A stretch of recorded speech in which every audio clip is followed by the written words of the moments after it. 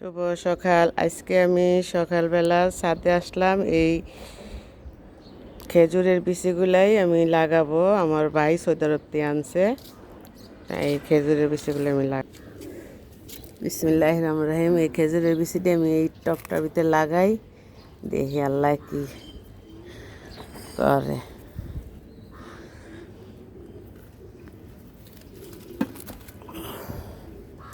খেজুরের মিষ্টি কুমড়া গাছটা একটা ইয়া হয়ে গেছে।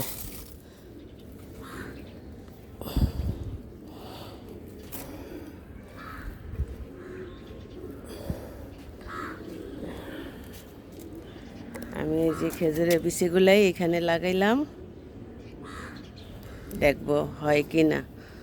হইলে বাবু ভাগ্যটা আছে।